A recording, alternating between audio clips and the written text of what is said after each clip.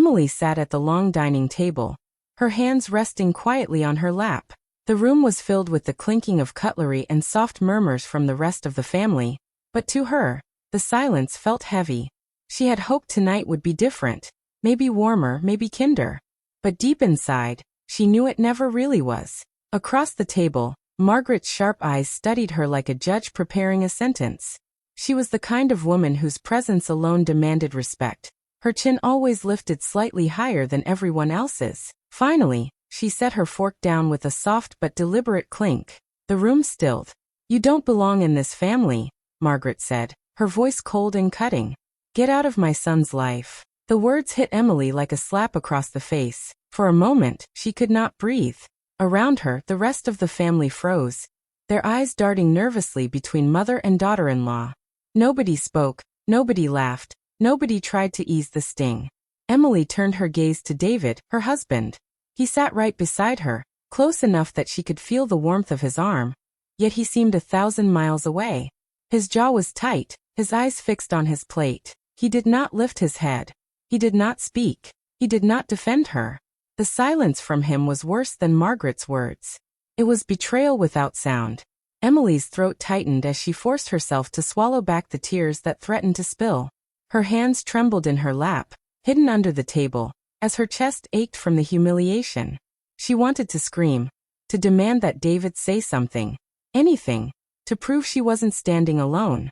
But all she had was the weight of his silence.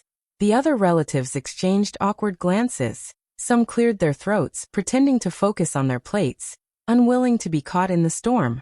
The clinking of cutlery started again, thin and nervous, as though they hoped pretending nothing had happened would erase the harshness of Margaret's words. But for Emily, there was no erasing them. She pushed back her chair, the wooden legs scraping harshly against the floor. The sound echoed through the room, louder than any voice. Her tears broke free then, sliding down her cheeks as she stood. She tried to hold her head high, tried to leave with dignity, but her heart felt like glass shattering with every step toward the door. At the doorway, she paused just long enough to look back. David still hadn't moved. He hadn't even looked at her. She left the house that night with her vision blurred, her breath uneven, and her soul aching. Outside, the cool night air wrapped around her, but it did nothing to ease the fire of shame burning in her chest. She whispered to herself, her voice trembling but steady enough to make a promise she knew she would never forget. "I will remember this night. I will remember her words. And I will not let them break me." Somewhere deep inside, a seed of defiance began to take root. What happened at that table was only the beginning. The first crack in what was supposed to be her family. The storm had just begun. A woman in her early 30s, Emily had always been known for her quiet strength. She worked as a nurse, spending long shifts caring for people who were sick, tired, and afraid. At the hospital, she was patient and kind, someone her patients trusted. But outside the hospital walls, her own life felt lonelier than she ever expected. Emily had grown up without much family support. Her parents had divorced when she was young, and her mother struggled to raise her alone. There were no big family dinners, no warm gatherings during holidays, and very little comfort at home. From an early age, she learned how to take care of herself. She studied hard, worked part-time jobs, and built her life with her own hands. By the time she met David, she longed for something she had never truly known, a family that felt like home. David seemed like the answer to that longing. He was kind in his own way, charming in the beginning, and he loved Emily with a tenderness that made her believe she had finally found her place. He gave her the attention she craved, made her laugh, and promised her a life where she wouldn't feel alone anymore. When he asked her to marry him, she said yes with all her heart. She thought it was the start of something beautiful. But David came with Margaret. Margaret, his mother, was a woman who lived with control in her veins. She was wealthy, respected in society, and used to having everything go her way. From the first day she met Emily, she made it clear she did not approve. She believed Emily was beneath their family, that she was a poor girl who had trapped her son into marriage. To Margaret, Emily was not a partner for David. She was a mistake. At first, Emily tried. She told herself she could win Margaret over with patience and kindness. She cooked, she cleaned, she hosted family dinners, and she smiled through the tension.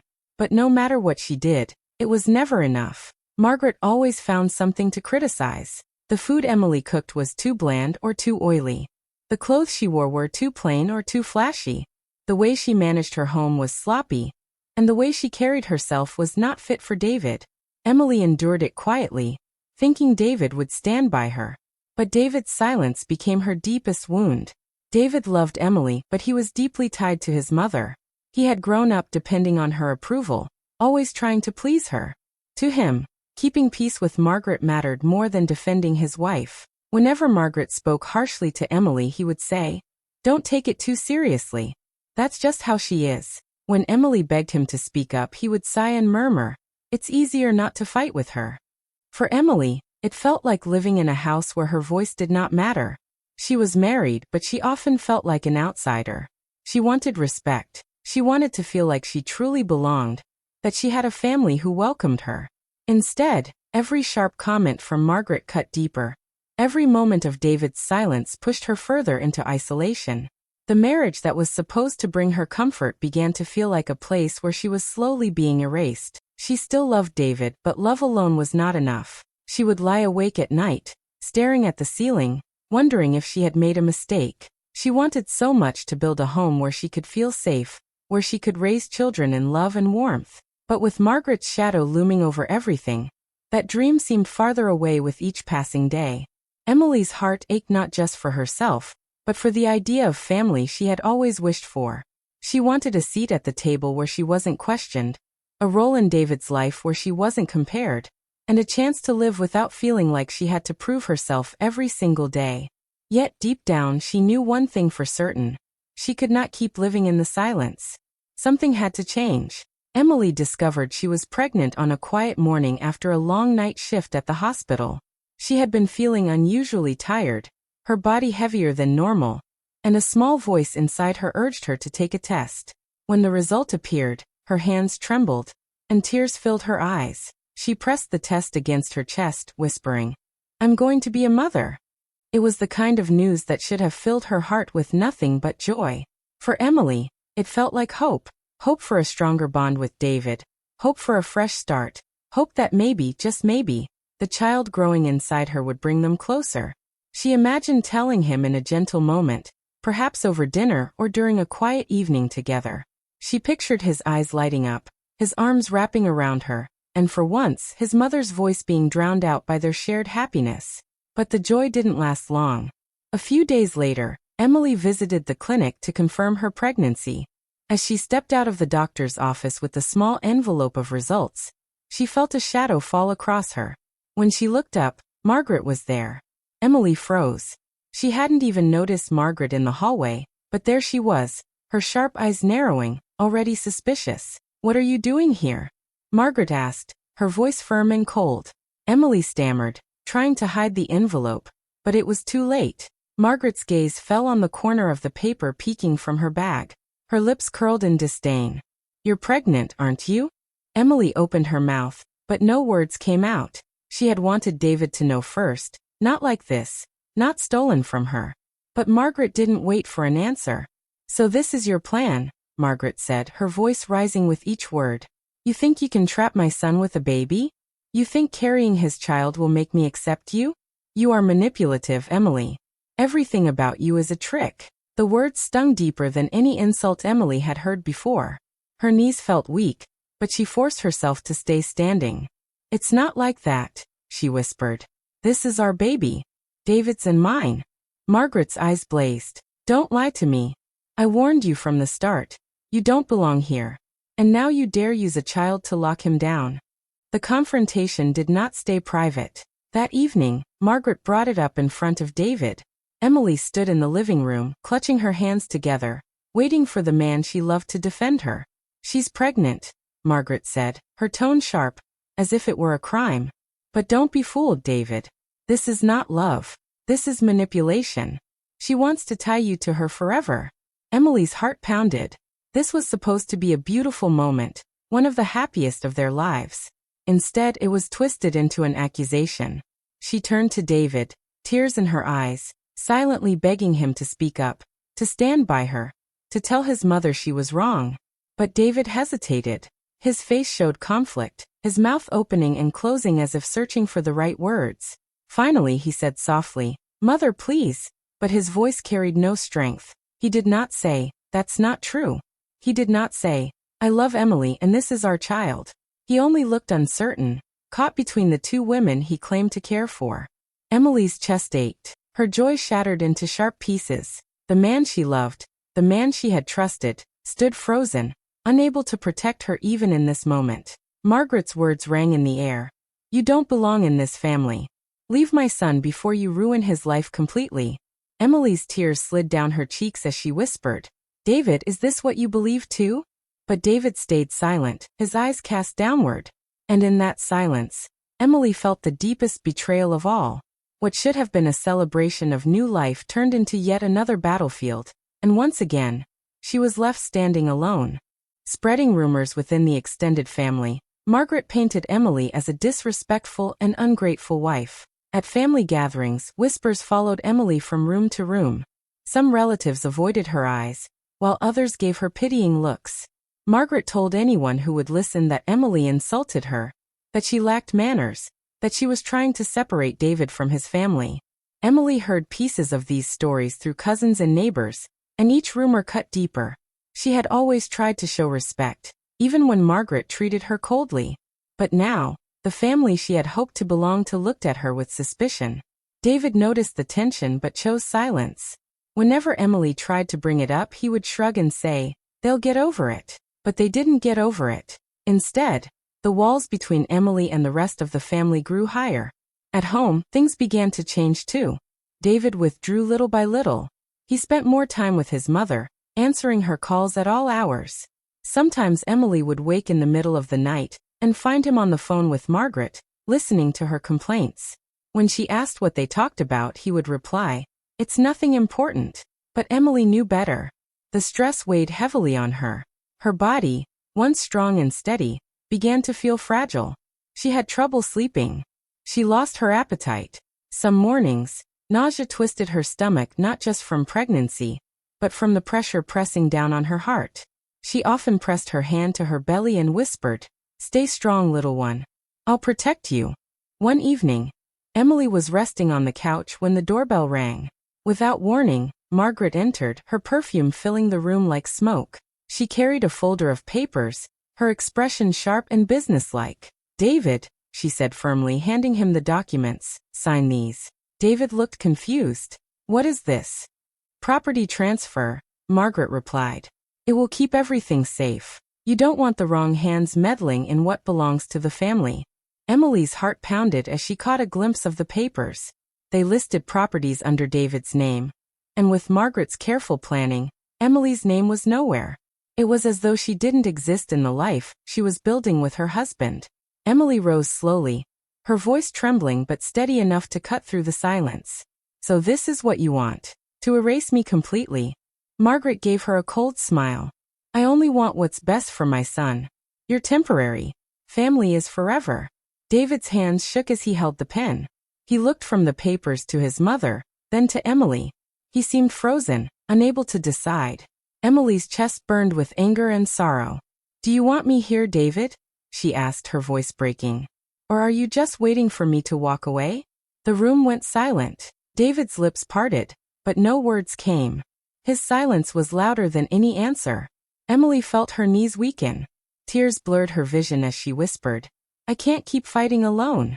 She turned and walked to their bedroom, shutting the door before the sobs broke free. That night, the distance between them felt like an ocean. David sat in the living room, staring at the unsigned papers. Emily lay in bed, her hand resting on her stomach, praying for strength. She thought of leaving, not because she wanted to, but because the child growing inside her needed peace. The stress, the fighting, the constant feeling of being unwanted. It was poisoning her life, and soon it might harm the baby too. In the dark, she whispered to herself, "If I have to walk away, I will. For my child." The marriage felt like it was hanging by a thin thread, ready to snap at any moment. And through it all, Margaret stood tall and unyielding, her shadow stretching over every part of their lives. She seemed to be winning. But Emily's heart carried a quiet fire. She had been silent for too long, but she knew she could not remain silent forever. Margaret's birthday celebration was nothing less than grand. The hall was decorated with golden lights, long tables of food, and flowers at every corner. Family and friends filled the room, laughing, greeting, and raising glasses in honor of the woman everyone respected, or feared. Emily stood at the edge of the bedroom mirror earlier that evening, staring at her reflection. Her heart was heavy. She didn't want to go. Every time she was near Margaret, she felt small, unwanted, and crushed by judgment. But David had asked her softly, "Please come for me." So she dressed herself in a simple blue gown and forced a smile, though her heart was far from calm. When they arrived at the party, eyes turned toward her. Some relatives whispered, others offered polite nods, but Emily felt the weight of their judgment. She walked beside David, but even then, she felt alone. As the evening went on, Margaret stood tall in the center of attention, her smile wide as she accepted compliments and gifts. At one point, she raised her glass and thanked everyone for coming. Then her sharp eyes found Emily. "And of course," Margaret said loudly, her voice carrying across the room, "we all know some people don't belong here but show up anyway. Some mistakes are hard to get rid of." The laughter around the room stopped. The air grew tight. Emily's heart pounded in her chest. She had endured insults before, but this time, surrounded by dozens of people, her dignity snapped. She took a deep breath, her hands trembling, but her voice came out strong. "Enough." Gasps rippled through the guests. All eyes turned to her. Emily stood straighter, her chin lifted, her voice clear despite the fear tightening her chest. "I am carrying a child," she said, her voice breaking but steady. "David's child. This family's child. And I will not let anyone shame me or my baby." Whispers swept through the crowd like wind through trees. David's eyes widened, stunned into silence. He looked at Emily as though he had never seen her so strong before. Margaret's face twisted with rage. She slammed her glass down on the table, the sound sharp and angry. "How dare you?" she began, her voice shaking with fury. But before she could finish, her body trembled. Her face went pale, her hand clutching her chest. She staggered, gasping for breath. Then she collapsed. Chaos erupted. Guests screamed, some rushing forward, others frozen in panic. David knelt beside his mother, shaking her shoulders. Mom. His voice cracked with fear. But Emily's training as a nurse took over. Her tears and anger were pushed aside by instinct. She dropped to her knees, checked Margaret's pulse, and began life-saving measures. "Someone call an ambulance," she shouted. The room filled with cries, but in the center of it, Emily's calm, firm voice guided everyone. She pressed Margaret's chest, counted steady beats, breathed for her when she could not. The crowd watched, helpless, as the woman who had wanted Emily gone was kept alive by her hands. Minutes felt like hours, but at last Margaret coughed, her eyes fluttering open just as the ambulance arrived. Relief swept over the room. The paramedics took over, lifting Margaret onto a stretcher. As they carried her out, Margaret's eyes met Emily's. For the first time, there was no anger there, only shock, fear, and something softer, almost like gratitude she could not put into words. David stood frozen, his face pale, watching everything unfold. His silence once again filled the space, but this time it was different. He looked at Emily not with doubt, but with awe. The woman he had failed to defend had just saved the life of the mother, who tried to destroy her. And with that, everything changed. In the hospital, the air was quiet except for the soft beeping of machines. Margaret lay in the bed, pale and weak, her usual proud expression replaced by exhaustion. For the first time, she was not the powerful matriarch who controlled everything. She was just a woman, fragile and vulnerable. Emily stood by the window, her hands resting on her belly, feeling the small flutter of life within her. She was drained, her body heavy with both pregnancy and the weight of all she had endured. Yet she stood strong. She had saved Margaret's life, and no one in that hospital room could deny it. When the nurses left and the room grew still, Emily stepped closer to the bed. Margaret's eyes opened slowly, and for once she didn't glare. Instead, she looked at Emily with something new, uncertainty, even respect. Emily's voice was soft but steady. "I never wanted to take your son from you," she said, her words carrying years of pain and truth. "All I wanted was to be part of this family, to belong." to love him, and to be accepted. Margaret's lips parted, but no words came. She blinked slowly, and in her silence, Emily saw something shift. It was not love, not yet, but it was no longer hatred. David stood in the corner, his face pale. He had watched the woman he loved carry the weight of every insult, every rumor, every silence. And now, seeing her strength laid bare in front of his mother, something inside him broke. He stepped forward, his voice trembling. "Emily." His eyes filled with tears. "I should have defended you. I should have been your strength when you felt alone. I let my silence hurt you.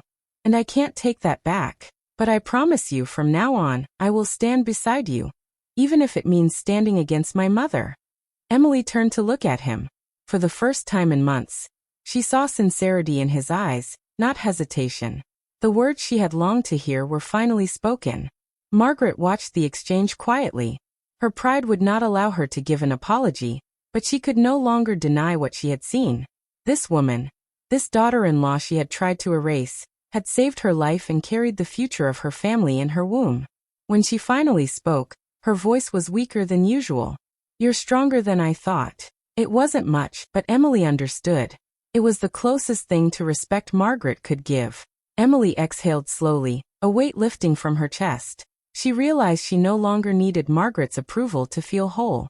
She had faced the cruelty, endured the silence, and risen above it. She hadn't just survived. She had fought for her dignity, her marriage, and her child. For the first time, Emily felt empowered. She wasn't the outsider anymore. She was the woman who had claimed her place, no matter how much the world tried to push her out. Months later, Emily gave birth to a beautiful baby girl. The delivery was long and tiring, but when the nurse placed the baby in her arms, Emily's heart overflowed with love. She kissed the tiny forehead and whispered, "You are my hope, my little miracle." The hospital room was filled with soft light when the door slowly opened. Margaret entered quietly, her steps slower than before, her face pale but calmer. She didn't speak at first. She only walked to the bed, her eyes fixed on the newborn wrapped in a soft blanket. Emily watched carefully, unsure of what to expect. For a moment, there was silence, only the baby's gentle breathing filling the room. Then Margaret reached out her trembling hands. Emily hesitated, but then she nodded and carefully placed the baby in them. Margaret held the child close, staring down at her tiny face. Her proud, hard features softened. After a long pause, she whispered, almost to herself, "She has your strength." Emily's eyes filled with tears. It wasn't an apology. It wasn't a full change of heart, but it was acknowledgement, the first sign of respect Margaret had ever shown. And for Emily, that was enough. She leaned back against the pillows, a soft smile touching her lips as she watched Margaret cradle her grandchild. For the first time, the distance between them seemed smaller. Emily thought about her long journey, about the tears, the silence, the battles she had fought. She had once believed family was something you were given. But now she understood the truth. Family was not just blood. It was not approval.